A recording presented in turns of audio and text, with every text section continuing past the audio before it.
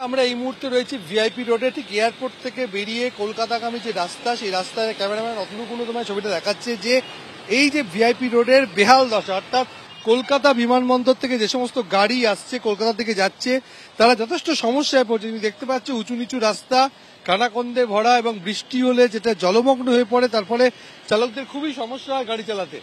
এবং এই যে বিস্তীর্ণ এলাকা, এই ভিআইপি রোডের এই এয়ারপোর্ট থেকে একেবারে কৈখালি মোড় পর্যন্ত রাস্তার বেহাল দশা, এবং এই ফি বছর বর্ষাতে একই রকম সমস্যা হয় এবং যারা চালক রয়েছেন তারা সমস্যায় পড়েন। এবং অতনু তোমাকে ছবিটা দেখাচ্ছে যে পুরো জায়গায় জায়গায় গর্তে ভরা, আর এই গর্তের জন্য এই অবস্থা হচ্ছে। যারা পথ চলতি মানুষ তাদের সাথে কথা বলে নেবো। এই যে রাস্তার অবস্থা, কি বলবেন? রাস্তার কি অবস্থা? सर बहुत रास्ता खराब है। देखिए थोड़ी सी बारिश हुई है, इतना रास्ता खराब है। सरकार को चाहिए कि इतना लोगों से टैक्स लेते हैं तो थोड़ा टैक्स जो बनता है उसको सड़क पे लगाए। तो রাস্তার কি অবস্থা? রাস্তার অবস্থা খুবই খারাপ, মানে যাওয়া আসা তো মানে গাড়ি নিয়ে রাস্তায় ঢুকতেই দিচ্ছে না, আমাদের ঢুকতে দেয় না। রাস্তার এই অবস্থা বলে মোটেও ঢুকতে দিচ্ছে না, আর আমাদের ঘুরে ঘুরে আসতে হচ্ছে। গর্ত পুরো গর্ত রাস্তা, পুরো মানে এক নম্বর মানে মুখ থেকে পুরো হলদিরাম অব্দি পুরো গর্ত রাস্তা।